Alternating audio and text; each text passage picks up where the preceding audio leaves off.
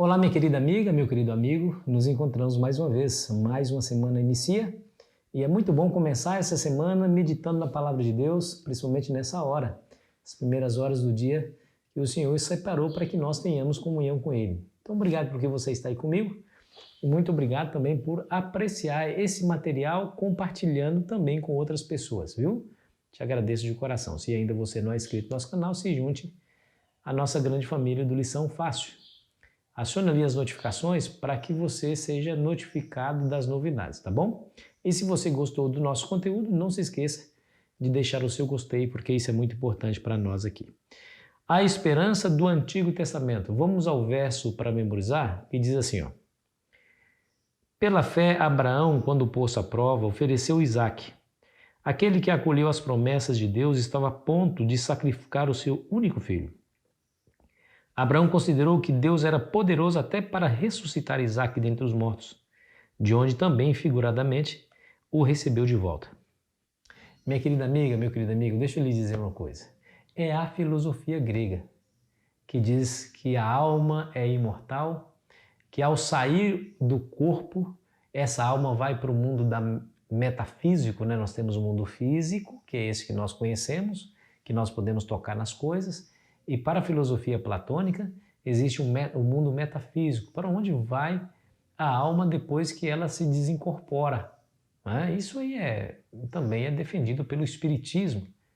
Na verdade, a filosofia platônica diz que o homem não morre. Na verdade, a morte do corpo físico, na verdade, é a libertação da alma segundo a filosofia grega. Isso chama-se de dualismo platônico. O ser humano existe dessa forma, mas também, após a sua morte, ele continua existindo de uma forma diferente, imaterial, incorpórea. E essa alma, ela tem um destino certo, que é o mundo metafísico.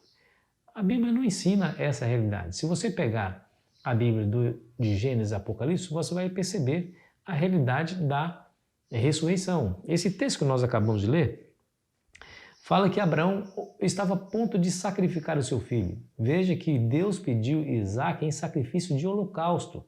E nós sabemos que o sacrifício de holocausto era um sacrifício onde o indivíduo matava a vítima e depois colocava fogo no seu corpo.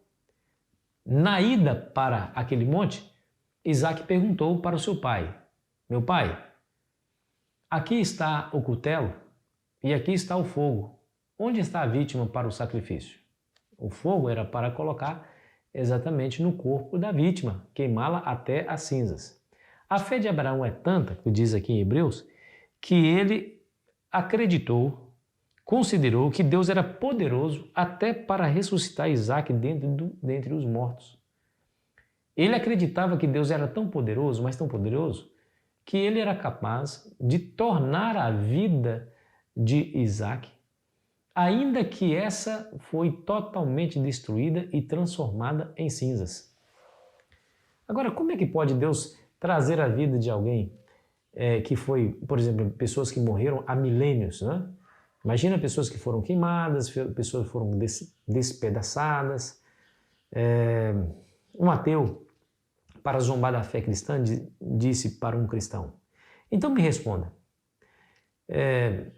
como que voltará à vida aqueles, por exemplo, que foram mortos por canibais, em tribos canibais, e foram comidos pelos canibais? O seu corpo passou a ser parte do corpo do canibal. Como é que vai ser isso? Essa foi uma pergunta no tom jocoso, de zombaria. Meu amigo, nós não precisamos duvidar do poder de Deus. Quando Deus criou o ser humano, ou quando Deus criou a vida, quando Deus criou tudo que existe, Ele criou pelo poder da sua palavra.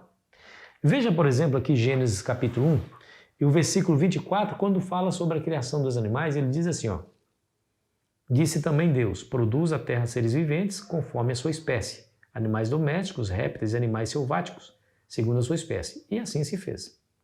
Deus não precisa de nada para criar. Ele cria do nada. Essa expressão criar do nada vem do latim ex nihilo. Nós precisamos de uma matéria pré-existente para fazer alguma coisa, ou transformar uma matéria. Mas Deus não precisa. Deus, ele diz e as coisas aparecem. Então, essa dúvida, como que um ser humano que morreu há milênios atrás, que não existe mais nenhum vestígio dele sobre a terra, que foram queimados, as suas cinzas foram espalhadas, aqueles que foram comidos por animais, como diz aquele ateu que estava zumbando, nós não precisamos duvidar de que o Deus que cria do nada tem poder para recriar a vida original e devolvê-la àqueles que morreram no passado. É bom lembrar as próprias palavras de Cristo, quando ele disse assim: aquele que crer em mim, ainda que morra, viverá. Ainda que morra, viverá. Quer ver? Deixa eu ler outro texto para você que fala sobre o grande poder de Deus, que é lá em Salmos, capítulo 33, versículo 6 e depois o versículo 9. Escute bem. Os céus, por sua palavra, se fizeram, e pelo sopro da sua boca, o exército deles. Pois ele falou e tudo se fez. Ele ordenou e tudo passou a existir. Não resta dúvida. Pela fé nós acreditamos no poder de Deus, que é incomensurável. O poder de Deus não pode ser medido, ele é onipotente. Os nossos impossíveis são perfeitamente possíveis e até fáceis para Deus. Deus pode fazer tudo, mas tudo o que ele desejar. Nada é impossível para ele. Ele criou tudo com a sua fala. Olha o tamanho do poder que esse Deus tem. Deixa eu dizer uma coisa para você. A Bíblia, ela ensina exatamente essa realidade da ressurreição. E a ressurreição está bem tipificada naquele episódio que Jesus viveu com seu grande amigo íntimo, que ele amava, chamado Lázaro, que havia morrido há 4 dias. O Senhor Jesus fez questão de permanecer 4 dias onde estava, se demorou naquele local onde estava, e não foi de imediato atender o pedido de Marta, quando ela pediu para que ele viesse ver o seu irmão que estava doente. Ele esperou que Lázaro realmente sucumbisse, que ele morresse, que ele fosse inclusive sepultado. 4 dias depois, ele chega. Marta logo lhe diz: meu Senhor, ele já cheira até mal. Para que ninguém tenha dúvida de que de fato Lázaro estava morto. Não estava desmaiado, não estava em coma, ele estava morto. Até sepultado ele estava. E Jesus então pede para que aqueles homens tirem aquela pedra e diz assim, depois de ter feito uma oração, Lázaro saiu para fora 4 dias depois. E diz a Bíblia que o morto reviveu e saiu para fora envolto em panos, e Jesus disse: desempeça-o, ou seja, tira os panos para que ele esteja livre. E ele voltou novamente à vida. É isso. O próprio Jesus disse claramente: não vos maravilheis disto, porque vem a hora em que todos que se acham nos túmulos ouvirão a sua voz e sairão. Ué, mas sairão de onde? Dos túmulos. Dos túmulos. Cemitério, a própria palavra cemitério significa cidade dos mortos, ou morada dos mortos. Para onde vão os mortos? Para o cemitério. E ali se faz a sua cidade. Estão repousando, dormindo, esperando o dia em que eles voltarão à vida pelo poder da palavra de Deus. Pelo poder da palavra de Deus. Ele vai chamar a vida. E aí eles ouvirão a sua voz e sairão. Pelo poder que Deus tem de fazer os impossíveis dos homens acontecerem de maneira muito fácil até. Nessa semana nós iremos estudar de maneira mais detida sobre essa questão, essa esperança, a ressurreição final. Você vai se surpreender como a Bíblia é clara nesse assunto e que nós não precisamos ficar confusos.